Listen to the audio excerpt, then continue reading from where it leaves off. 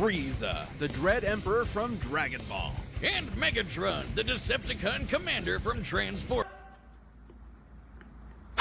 Sometimes I wonder if like the Death Battle executives and producers use the same method that South Park portrayed Family Guy of doing when trying to figure out what kind of bits go next in their episode. They have the manatees going to the tank, finding random balls, putting sentences together, and boom, you have your Death Battle episode. And it's funny because I feel like this is much more clear and evident in Dragon Ball style episodes, the ones that have Dragon Ball characters versus anyone else. Those episodes in particular, I feel like the executives at Death Battle are just having a go at us, a laugh, because what is this pairing? Now, after my last video talking about the most recent Death Battle episode with Bardock and Omni-Man, everyone was telling me that there was an even funnier pairing in this episode right here, Frieza versus Megatron. And I'll be honest, I haven't seen this one. I've seen the Goku Black one. For those of you asking me to do this one, I've already done it. I'm gonna leave a link to it in the description below. Some could say this is the first time that I decided to do this sort of video style while critiquing, reacting, and reviewing to Death Battle episodes. I'm gonna leave a link to that one. You guys can go ahead and check it out. But I haven't seen the majority of them, to be honest. Not since... KO! That's it! The final, indisputable answer! Goku would kick almost every other Superman's ass, except for the main one. Yeah, I haven't seen any of them. So you guys suggested this one for me to look at for the first time, so I'm gonna check it out. And my blood is already boiling with this pairing because... The fuck? What the fuck? Are they going to be using even Golden Frieza at this point? Are they going to be using Black Frieza? Those are my questions for this. Not that this kind of fight needs that level of strength, but if they are using those, then why have this fight at all? Oh, I know why. Money! And as always, Death Battle, I am well within my rights of fair use to be able to react and review to your content. I'm gonna go ahead and give you this advisory right here. Please read it, take your time, and let's jump in. Let them fight. So as all of you guys know, Frieza is by far one of the strongest Dragon Ball characters to ever exist. He is the first big bad of Dragon Ball Z. He is so strong that his actual transformations are going backwards in the beginning of this because he wants to reserve his strength and so he doesn't destroy a planet by accident. He may hold a smattering of applause, although I do deserve it. But we do know that this version of Frieza, this version right here, can destroy, obliterate a planet with one finger. That is it. That's all it takes. So, End of story. what do we have with Megatron? Because I'm not going to bore you with the Frieza stuff. A lot of you guys already know about Frieza. But what do we have here with Megatron? Oh, but there was one interesting thing that I did find out from this video that I hadn't known about Frieza. Frieza's design was meant to evoke real estate speculators. Series mangaka Akira Toriyama has described such speculators as the worst sort of people. Yes, really. I guess you could say Frieza is more than meets the eye. Oh, wait, shit, that's later. So it's not that I didn't know that Akira Toriyama had made Frieza basically in the image of one of these real estate brokers, real estate agents. It's not that. It's that I never connected the two, that Frieza's empire, the way that it works is it decimates worlds and sells them off to the highest bidder. It's quite literally a real estate. And that's exactly what Akira Toriyama feared and hated the most. So I think that's extremely funny, because I didn't connect that originally. It isn't the land that lies out here, it's the real estate agents.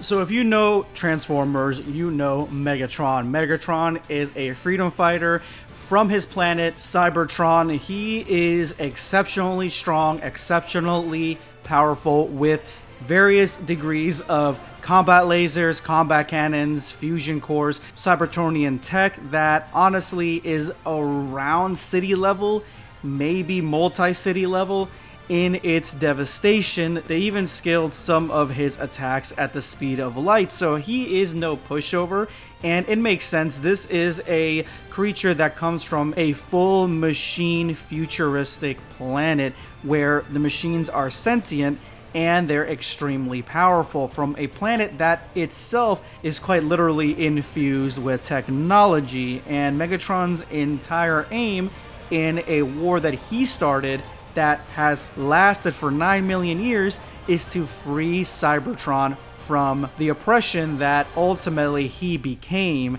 And as the story goes, which is parts that I didn't know, he ultimately ended up switching sides back to the Autobots because he realized that he was actually causing more harm than good. He became the very evil that he swore to fight against, which, I mean, he's got like a redemption story as opposed to someone like Frieza, but that's not gonna really do much in a fight. But it's gonna be a pretty interesting setup in a fight like this, because Frieza, who is looking for planets, just so happens to be facing off against somebody who will do anything to protect his planet, which I think is really interesting. But there is one attack that Megatron has that, to me, I had no idea he had, and I guess it's in the comics, but this attack itself, honestly, could be a complete game changer in this fight. You may be laughing, but Megatron is no joke. By utilizing space bridge teleportation technology, Megatron can establish a remote link-up to a nearby black hole and teleport the antimatter it produces to his location. Through his eyeballs! Should matter and antimatter meet, they will be mutually annihilated in a brilliant release of energy defined by E equals mc squared. It doesn't matter how durable the matter is, it will be destroyed at the subatomic level. Come again? So there is a lot to unravel here, because if antimatter touches matter, then subsequently it causes a reaction called annihilation. They both get destroyed completely erased, completely destroyed, gone forever. The issue is that you would need as much antimatter as there is actual matter. And that is where the problem lies. So can Megatron draw the infinite amount of antimatter from this black hole to hit Frieza with? Is this possible? And ultimately, can a Dragon Ball character be killed with antimatter? And this is kind of where my issue with what's about to happen in this Death Battle episode starts to begin, because I already know what they're setting up. I saw it in the Bardock episode, and honestly, I'm not falling for your tricks, Death Battle. I'm savvy on what you're doing. You're hyping up this hidden ability from Megatron that is ultimately going to destroy Frieza, because what you're setting up is a scenario if antimatter touches matter and they're both destroyed. It almost seems like the explanation for Hakai. It almost seems like that's exactly what this attack is supposed to be, a Hakai against Frieza, completely destroying him. We've seen Frieza survive some Hakai attacks. We've seen characters survive some Hakai attacks in Dragon Ball, but a full force Hakai from a God of Destruction, we have not seen any characters survive at all, like a full force one. So to me, I see what they're doing. They're setting up Megatron to do this, but there are a lot of things that need to be explained first. So now there is the issue of the actual fight itself, because Frieza, and I'm not going to sugarcoat it, runs laps to the point that he doesn't just break Megatron's ankles, he completely snaps him off at the kneecaps. There is no way that Megatron is keeping up with Frieza to the extent that he's going to be able to hit him with this. Megatron does have this attack called the Panic Bubble, where he can trap people in there and won't let anybody leave. Depending how strong that is, I don't think it's stronger than Frieza. I think Frieza will be able to not only leave, but destroy Megatron to allow himself to leave. But that's the only way that I can see Megatron unleashing this attack on Frieza, because he is not catching him. This Frieza is fast. This is one of the fastest characters in all of Dragon Ball. This slender design, it's meant for speed. That's something that we saw in Goku versus Frieza.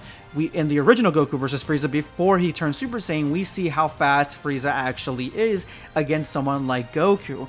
And we're talking about a character that can now go golden, that can rival God Ki, and we have Black Frieza, who is stronger than Goku and Vegeta to an extent, as we've seen in the end of the Granola arc. So this is something that I fear they're about to do. They're about to make Megatron as fast as Frieza or pull off some trickery with this, but we won't know until we watch it. So let's go ahead and check out what they do. Of course, not the entirety of it. Obviously, if you want to see that, I'm gonna leave a link to the actual episode in the description below. Annihilation. I have fought for my planet for eons. I would rather see it turn to ash than reside in your filthy hands, organic scum. I love it when they mock your back.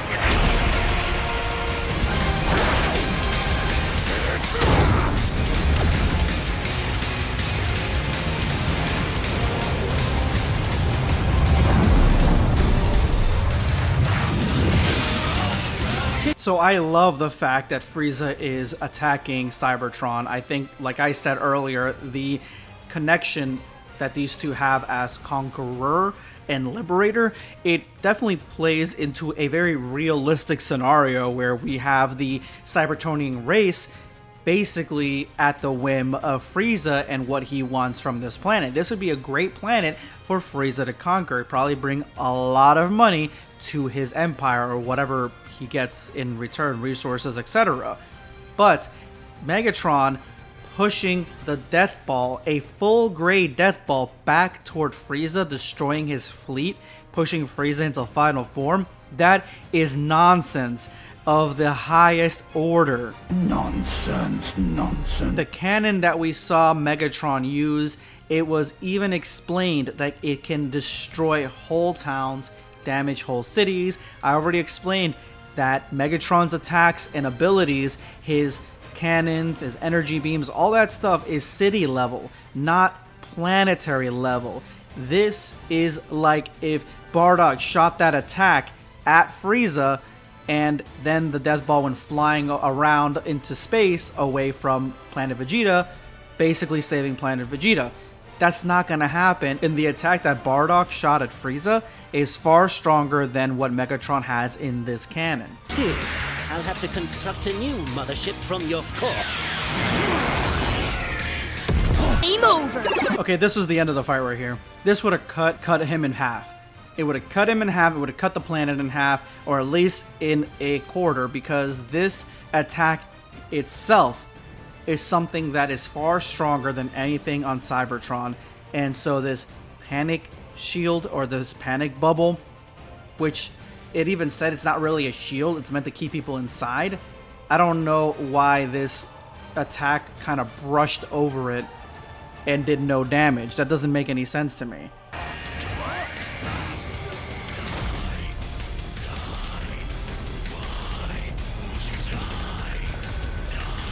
Hold the phone. Okay, so by their own logic, look what just happened. He used one of the lightest attacks. If you're playing any Dragon Ball game, this is literally just a counter attack. One of the lightest attacks that you can with Frieza.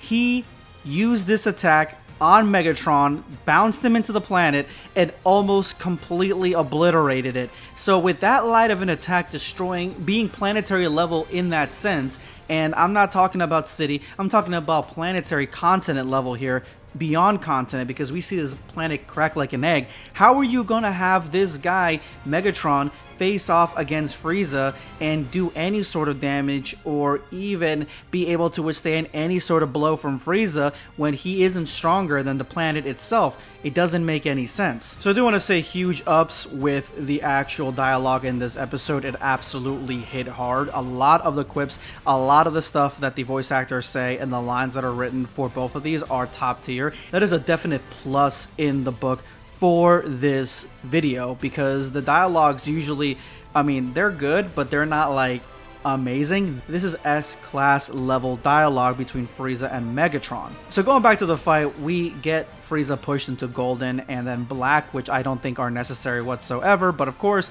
they have to show them in this episode because of the fight and how it is represented. But then we have Frieza kind of just standing there as Megatron uses his antimatter attack, which to me, this antimatter attack, I don't know if Frieza would have moved or not, I guess maybe it's believable that he wouldn't have moved because he doesn't see him as a threat at all.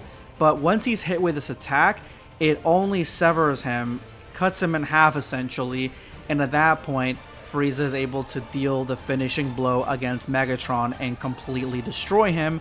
And the reasoning that they have here for why this antimatter attack didn't fully kill Frieza, because what they're saying is that it could fully have killed Frieza, is because of Frieza's speed. He would have moved out of the way in order to not be fully destroyed.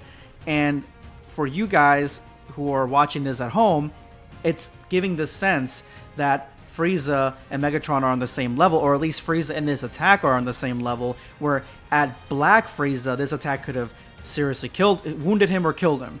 And I think that they're hinting that it could have killed him. Absolutely not. There is no way, and this is the reason why. The key that the characters in Dragon Ball have are their life force, their full life force. The life force, which is represented in the matter that they create when it comes to ki blast, things like that, power-ups, transformations, it all comes from ki and the matter that it holds.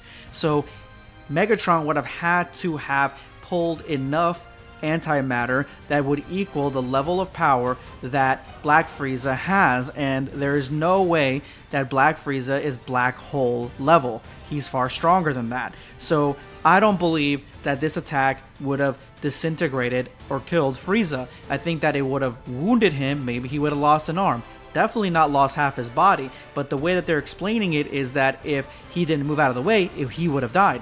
There's no way.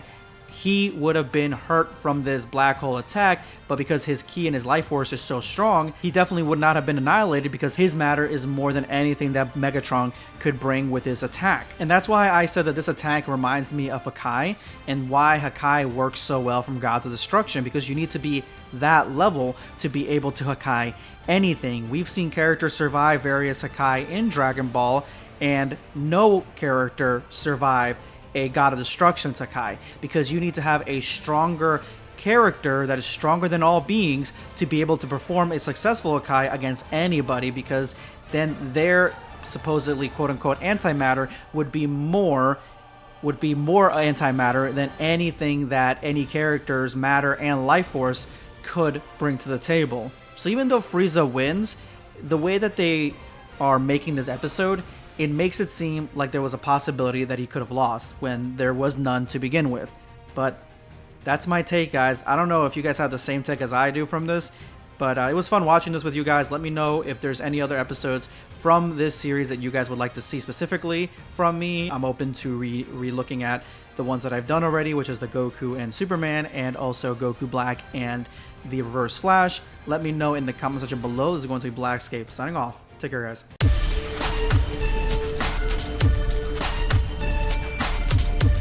Prepare yourself.